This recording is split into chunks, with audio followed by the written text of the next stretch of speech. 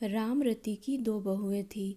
बड़ी बहू का नाम रेखा था, जो देखने में काली थी। वह उसके बड़े बेटे मोहन की बीवी थी। उन दोनों की लव मैरिज थी।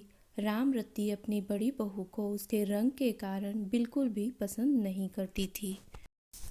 उसकी छोटी बहू का नाम कमला था, जो कि उसके छोटे बेटे रवि की बीवी थी। राम रति छोटी बहू कमला को बहुत पसंद करती थी, क्योंकि वह देखने में सुंदर थी और उसको रवि के लिए उसने पसंद किया था।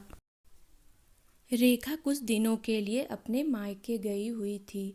राम रति अपने पति से रेखा की चुगली करती है कि अगर मोहन ने मेरी बात मानी होती तो उसकी भी कमला जैसी सुंदर बहू लेकर आती। राम रति का पति भी अपनी पत्नी को समझाता था कि रंग रूप से कुछ नहीं होता, व्यक्ति के गुण मायने रखते हैं। लेकिन राम रति को कोई फर्क नहीं पड़ता था। एक दिन राम रति के छोटे बेटे और बहू ने गोवा जाने का प्लान बनाया। उनको 2 दिन बाद गोवा जाना था। अगले दिन राम रति की कमर में बहुत दर्द होने लगा। उसको डॉक्टर के पास जाना था, तो उसने अपने छोटे बेटे रवि को कहा। तो रवि ने बोला कि आज हमें शॉपिंग करने के लिए मार्केट जाना है, आप बड़े भाई के साथ चले जाइए। शाम को जब वह घर लौटे तो राम रति की तबीयत ज़्यादा खराब थी और घर पर डॉक्टर आए हुए थे। डॉक्टर ने राम रति को 1 हफ्ते बेड रेस्ट की सलाह दी।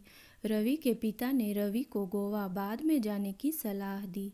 तब छोटी बहू कमला बोली कि हमने गोवा जाने का बहुत दिन से प्लान किया हुआ है, माँ जी तो रोज़ रोज़ बीमार होती हैं।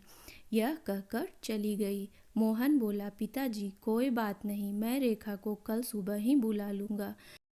अगले दिन रवि और उसकी बीवी गोवा चले गए। रेखा को जैसे ही पता चला कि माँ जी की तबीयत खराब है, यह तुरंत घर पहुँच गई।